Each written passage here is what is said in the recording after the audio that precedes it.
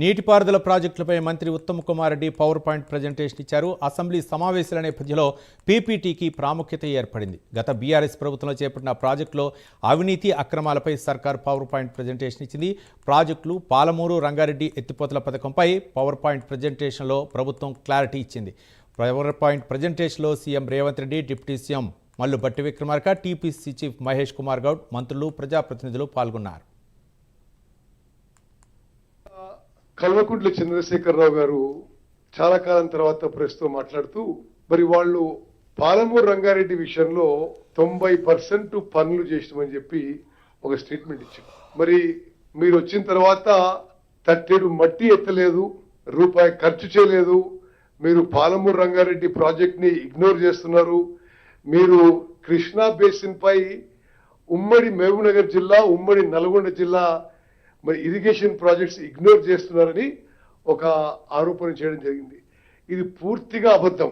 నేను వాళ్ళు చెప్పిన విషయాల్లో కొన్ని పాయింట్ టు పాయింట్ రిబట్టలు ఇచ్చి then will go on to the presentation.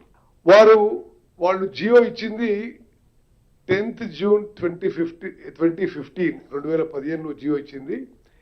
ఈ పాలమూరు రంగారెడ్డి ప్రాజెక్ట్ కాస్ట్ 35,000 కోట్లని. వాళ్ళ హయాంలో ఖర్చు పెట్టింది 27,000 కోట్లు.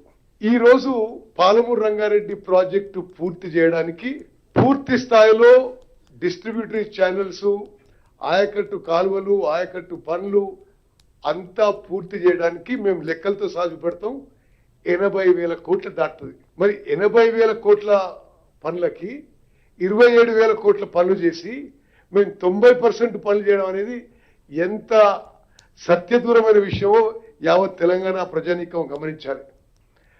వాళ్ళు ఉదాహరణకి పాలమూరు రంగారెడ్డి ప్రాజెక్ట్ విషయం చెప్తాను. 2-3 విషయాలు. 2015లో జియో ఇచ్చి డీటెయిల్డ్ ప్రాజెక్ట్ రిపోర్ట్ 7 ఏళ్ల తర్వాత 13 సెప్టెంబర్ 2022 సంవత్సరంలో సెప్టెంబర్లో 13వ తారీఖున పాలమూరు రంగారెడ్డి ప్రాజెక్టు మొదటిసారి సిడబ్ల్యూసికి డిపిఆర్ సబ్మిట్ చేసింది. దాని ఖర్చు చూపెట్టిండ్రు 55,000 కోట్లు. ఆ 55,000 కోట్లు కూడా ఆయకట్టు కాలువలకు అయ్యే ల్యాండ్ ఎక్విజిషన్ కాస్ట్ లేదు, ఆయకట్టు కాలువలకు అయ్యే పూర్తి వర్క్ కాస్ట్ లేదు. మరి వాళ్ళు ఈరోజు అంటున్నారు, మరి వాళ్ళు ఆ రోజు దిగిపోయినప్పుడే 27,000 కోట్లు ఖర్చు పెట్టి పాలమూరు రంగారెడ్డి ద్వారా ఒక్కెకరానికి కూడా ఆయకట్టుకి నీళ్ళు ఇవ్వలేదు.